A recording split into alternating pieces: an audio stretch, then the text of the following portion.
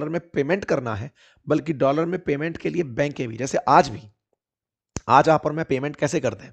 अगर आप किसी बैंक में, या मान लीजिए मुझे पैसा यूपीआई कर रहे हैं, मेरे पास अकाउंट एसबीआई में है, आपका पीएनबी में है या एचडीएफसी में है, किसी भी बैंक में, तो आपने जैसे ही पैसा ट्रांसफर किया तो बैंक से बैंक बात कर रही है, रुपए से रुपया बात कर रहा है। ऐसे ही इसने विश्व रूप में यह लागू कर दिया कि इस बैंक से डॉलर उस बैंक के डॉलर में जाएगा, उस बैंक के डॉलर में डॉलर बनकर जाएगा और वहां से उसकी लोकल करेंसी में होगा, यानी कि डॉलर ही आपको एक्सचेंज में दिखाई देगा।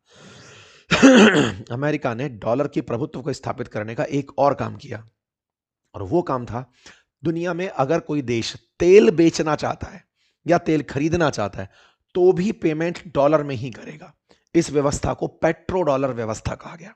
मान लीजिए कि अगर सऊदी अरब को या फिर वेनेजुएला को या ईरान को, इराक को, जिस भी देश को तेल बेचना है, वो डॉलर में ही तेल का पेमेंट ले सकता है और किसी रूप में नहीं। अगर आप ऐसा नहीं करोगे, मतलब ये पेट्रो डॉलर व्यवस्था कहलाई कि आपको क्रूड ऑयल का एक्सपोर्ट करना है तो आपको डॉलर ही लेना पड़ेगा। और सोचकर देखिए कि डॉलर के महत्व को स्थापित करते हुए अमेरिका पिछले 50 साल से यही काम करता आ रहा है। मतलब डॉलर जब ट्रेड के लिए जरूरी हो जाएगा तो हर देश डॉलर खरीदने के पीछे भागेगा। आप में से बहुत सारे लोग पूछते हैं ना कि डॉलर इतना महंगा हो गया है, हमारे देश के साथ ऐसा हो क्यों रहा है? हमने तो कहीं नोटिस ही नहीं किया है, क्योंकि अंतरराष्ट्रीय स्तर पर आप व्यापार में डॉलर ही यूज करते हैं। जो फिलहाल वेनेजुएला क्राइसिस आया, इस पर एक मत यह भी निकल कर आया कि वेनेजुएला ने हाल ही में डॉलर यूज करने से इनकार कर दिया था, लोकल करेंसीज में पेमेंट लेने लगा था, चीनी युआन में पेमेंट लेने लगा था। जो देश लोकल करेंसीज में पेमेंट लेने लगते हैं उन पर अमेरिका हमला कर देता है। ये भी एक थ्योरी डेवलप होकर आती है, जहां एक और ये थ्योरी कि अमेरिका तेल वाले देशों पर हमला करता है, वहां दूसरी तरफ ये थ्योरी भी कि अगर कोई देश डॉलर छोड़कर कोई और व्यवस्था अपनाता है तो अमेरिका उस पर हमला कर देता है। कुल मिलाकर अमेरिका का ये प्रभुत्ववाद जो है, ये साम दाम दंड भेद के पैंतरे से चलता रहा। यूएसएसआर का 15 देशों में विघटन हुआ और अमेरिका ने दुनिया भर पर अपनी नजरें गड़ाई रखी। अब एक तरफ तो था ये दिमाग, दूसरी तरफ एक कहानी और थी।